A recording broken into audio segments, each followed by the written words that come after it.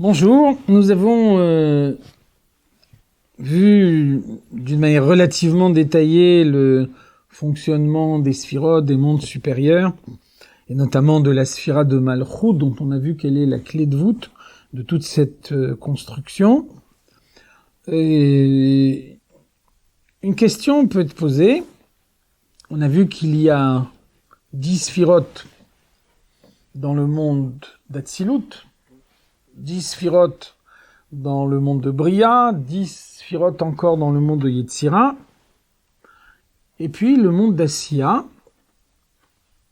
a deux parties. Comme on l'a vu, Asiya Rouhanit, il y a le monde spirituel d'Asiya, dans lequel il y a également 10 sphirotes, et puis il y a Asiya Gashmit, le monde d'Asiya matériel dans lequel nous ne voyons pas ces sphirotes. Alors, quels sont l'équivalent des sphirotes dans ce monde matériel? L'équivalent des sphirotes dans ce monde matériel est l'âme de l'homme, qui possède en elle 10 forces, 10 kochot hanefesh, 10 forces de l'âme, qui sont le pendant des 10 sphirotes telles qu'elles existent dans les mondes supérieurs. C'est ainsi qu'on peut comprendre le Midrash qui nous dit Amra midat ha-chesed lifnei HaKadosh Baruch Hu, la tribu de la bonté a dit devant Dieu, Miyom heyot Avraham ba'aretz, depuis que Avraham vit sur la terre, lo hutzrachti la'asot malachti, je n'ai pas eu besoin de faire mon travail, she'are Avraham omed umeshamesh bimkomi. Parce que voici que Avraham me remplace, fait le travail à ma place. Et donc nous voyons ici une idée très importante. La tribu de Chesed, la sphira de Chesed telle qu'elle est dans le monde d'Atsilut, devient, dans ce monde matériel, la tribu de Chesed possédée par un homme. Et donc, l'homme fait un acte de bonté, celui-ci a un impact également sur ce qui se passe dans les mondes supérieurs. Ceci nous explique toute l'importance de ce monde matériel, parce que, on a eu l'occasion de souligner cette idée, les sphirotes sont kegarzen beyad achotsevbo, comme la hache dans la main du bûcheron, et le verset nous dit Hayit pa'er ha'garzen beyad achotsevbo. Peut-on imaginer que la hache s'énorgueillisse en disant c'est moi qui ai coupé l'arbre? C'est évident que même si le bûcheron coupe l'arbre avec une hache, à aucun moment on peut attribuer à la hache le résultat obtenu. Il est évident que c'est le résultat du bûcheron. Donc, de la même façon, la sphira est un instrument dans les mains de Dieu qui n'a aucune marge de manœuvre, qui n'a aucune latitude. Et donc, une sphira met en pratique la volonté de Dieu, sans aucun libre arbitre, sans possibilité de faire autrement. Quand on arrive dans le monde matériel, les 10 sphirotes deviennent 10 kochot hanefesh, 10 forces de l'âme, et là, tout d'un coup, un élément nouveau apparaît. Cette âme se trouve dans un corps matériel. Ce corps matériel voile la présence de Dieu. En outre, l'âme a le libre arbitre, et de ce fait, un homme peut prendre la décision de ne pas accomplir la volonté de Dieu, de ne pas faire l'action qui permettrait de révéler la lumière dans le monde. Alors qu'à aucun moment, la sphira, qui est l'équivalent de ces forces de l'esprit de l'homme, la sphira telle qu'elle est là-haut, à aucun moment elle ne pourrait refuser de véhiculer la lumière de Dieu et de la conduire dans le monde suivant. Pour préciser cette idée, on voit que la constitution des sphirotes, dans un premier temps, était sous la forme de cercles concentriques. Les 10 sphirotes étaient 10 cercles concentriques. C'est le niveau qu'on a appelé Igoulim, les cercles. C'est uniquement par la suite que la phase de Igoulim a abouti sur la phase de Yosher, la droite, la droiture. Et donc à ce moment-là, les sphirotes ont été mis sur des kavim, sur des segments de droite. L'âme d'un juif est tellement haute qu'elle émane des igoulim. Elle émane de ces forces qui sont des cercles. Et plus précisément, un juif a 2 âmes, et ces 2 âmes sont 2 cercles concentriques. Une âme divine, qui est à l'intérieur, et une âme animale qui l'entoure, qui est tout autour d'elle. On voit que ce principe des 2 âmes est introduit par l'Admour Hazaken, Rabbi Shneur Zalman, fondateur de la Chassidut Rabbah, dans l'ouvrage fondamental qui est le Tanya. Et on voit que cette théorie des 2 âmes est extrêmement importante.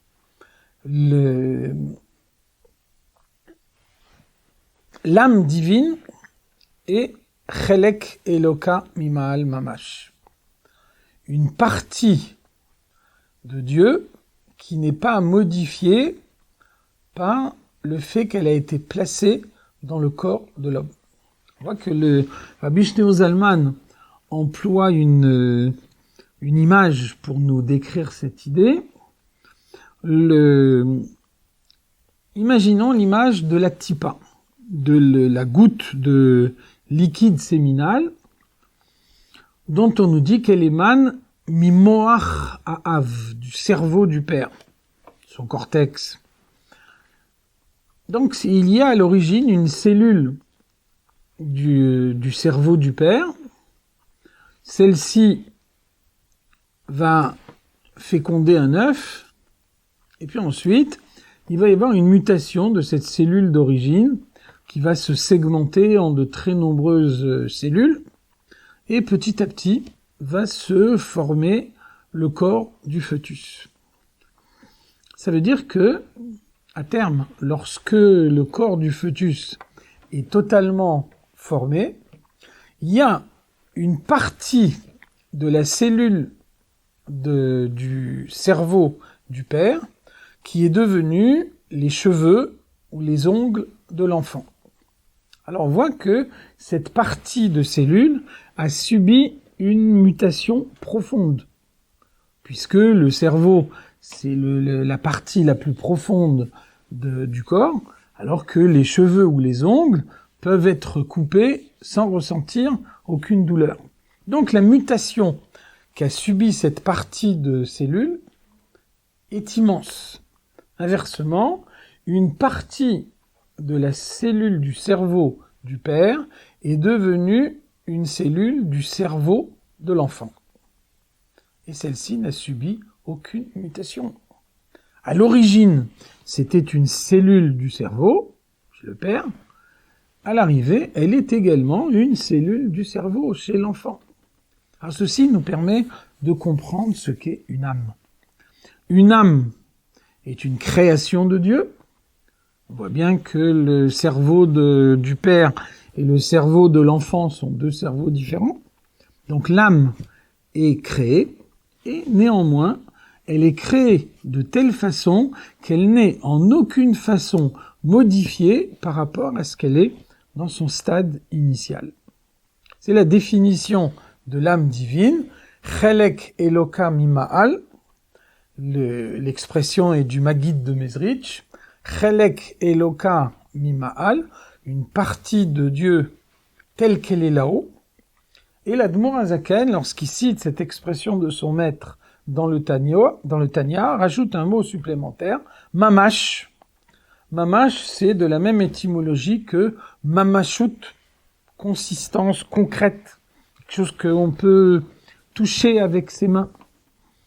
Une partie de Dieu, telle qu'elle est en Dieu, sans aucune modification, s'introduit dans le corps de l'homme, au point que, par l'intermédiaire de ce corps, on peut toucher cette partie de Dieu. Cette âme divine, elle est entourée d'une âme animale.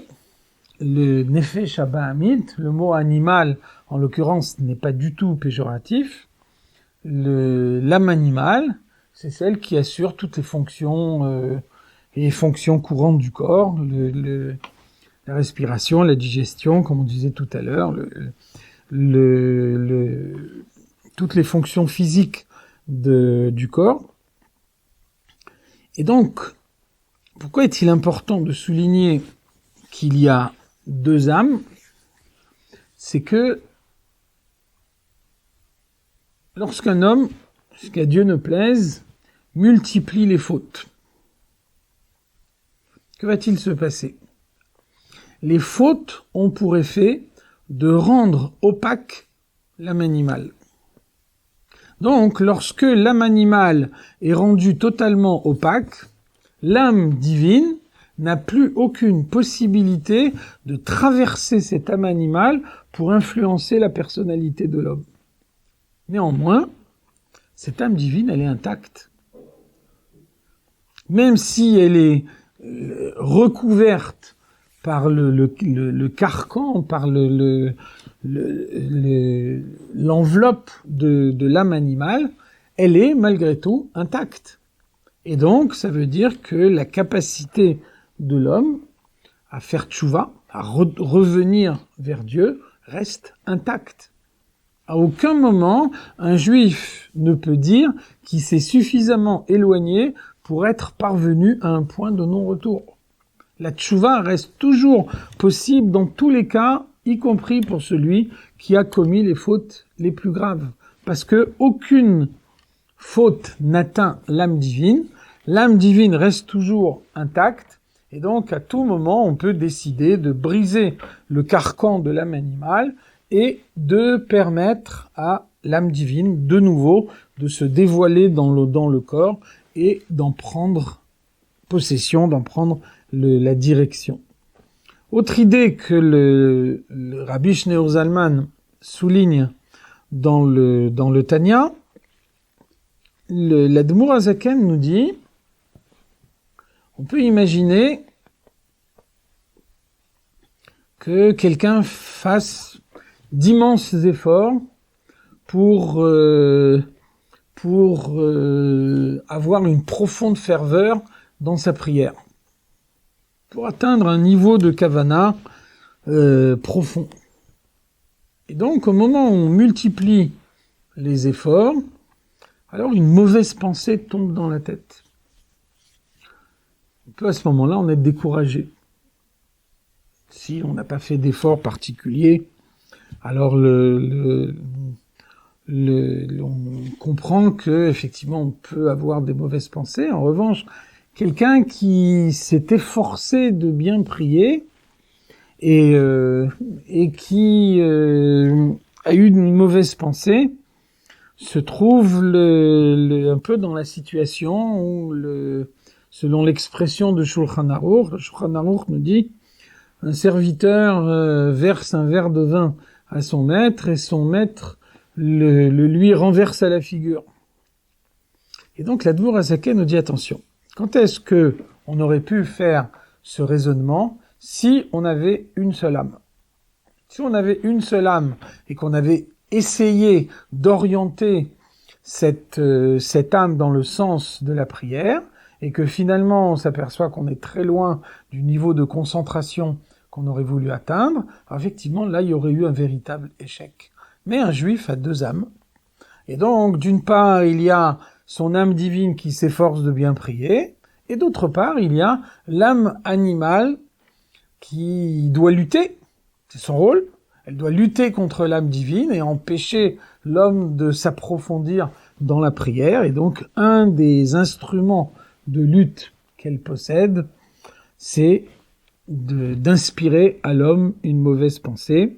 Et donc, nous dit l'Admour HaZaken, on peut dire, selon cette explication, que la présence de la mauvaise pensée est la preuve que la kavana, que la concentration était une concentration véritable.